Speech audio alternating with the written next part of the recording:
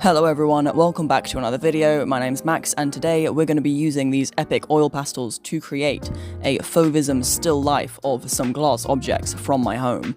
I hope you enjoy the video, and if this seems like an incredibly random topic, it is. I'm just doing this because I have to do it for some work that I missed from school, and I only have today to make this video. Normally, as you know, I'm a very organized person and I make my videos years in advance, but I was very sick this week and so I missed a couple of days at school, and so I have to do some stuff.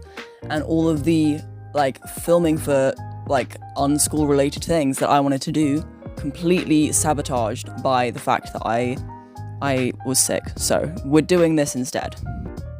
And I'm a little bit annoyed because I had a really cool idea for a Halloween style video that I wanted to do that was going to be really spooky and everyone was going to click on it because it's Halloween month, but instead we're doing this random nonsense oil pastel drawing of a couple cups instead. So, you know, I hope you like it just as much.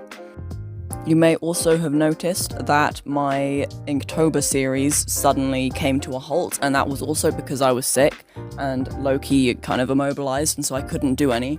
And that means that my part 2 of my Inktober compilation also has now kind of been sabotaged. And I was thinking I could just do all of the prompts anyway, but then I thought that's kind of low-key a waste of time because 1, I wasn't enjoying it, and 2, the whole point is you do one every day, and so if I kind of do them in bulk, just randomly one Tuesday, then it doesn't really count as the challenge. I think a lot of my content coming up is going to be work that I have to do for school, and so I'm going to have to try and find an interesting spin on some of these things so that you can actually click on them and enjoy them and find them entertaining. Anyway, here are my top tips about using oil pastels, because I might as well try and find a way of making this video useful. So right, you want to have a white oil pastel. Those are super helpful, and I used that in the background to make all of my color nice and even, because as you know, as you can probably see, when you first apply a oil pastel, if you're not applying the force of God to it, then it will be really streaky and nasty. So you want to get a white one and go over it. However, if you want to maintain a nice dark color, or if you've got a color that you don't want to just make basically white, because it does make it a lot paler, as you might expect, then instead of using a white crayon, you're going to want to use just like a pale color that's similar to the one that you're using. So for example, over here, actually, I used a peachy color to blend the red and the orange, and peach is kind of like orange, so you want to use a paler version of colors that are already there if you don't want to ruin them with adding white. What's more, I would discourage using black to shade. I know I literally did it just then, but there was a reason for that. I instead would use a darker version of the color you're already using, or like a adjacent color, like right here I'm using blue to shade the green, and I used red to shade some orange earlier as well. Or you could use brown instead, and potentially dark grey, although I would also try and avoid dark grey if you can as well, just because it makes it look really kind of juvenile, and it makes the shading just look really unsophisticated. So, you know, it will look more realistic if you use either an adjacent colour or like a complementary colour, or just straight up brown.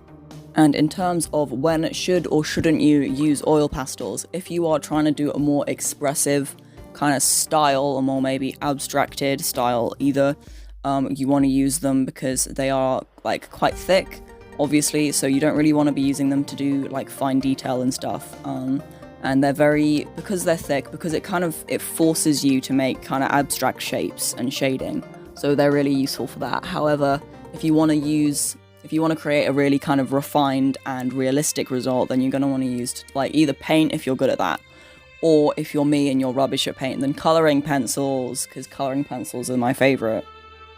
If you really wanted to, you could probably combine these with acrylic paint, maybe oil paint, I don't know, they're both oil-based mediums, I've not tried that before, but if you got a nice base coat of paint down and you waited for it to dry, then you could use the oils to make a nice layer over the top. And I also heard from someone at school that you can use baby oil to blend them together instead of just the white, so bear that in mind as well. I'm not exactly sure how you'd apply it, maybe like a paintbrush or something, but I find it easier just to use the oil pastels themselves to do the blending.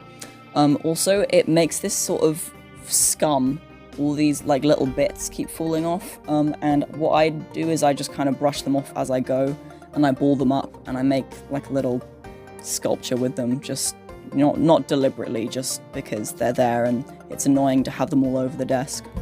If the set you have doesn't have a lot of colours, that's okay, you can layer them pretty easily, and you can just sort of mush them together with the oil pastels themselves. I did that a couple times to kind of alter the shade of red or whatever that I had. But it is quite useful to have like a wider range of colours. The pack I was using had 24, and that's quite useful. We are now approaching the end of the video. Thank you very much for watching. This was a very quick, chaotic video in terms of the making process. I think to view it was probably quite calming, but I hope you found it useful. I've got lots more tips about lots of different other mediums, and I hope to see you next week. Bye!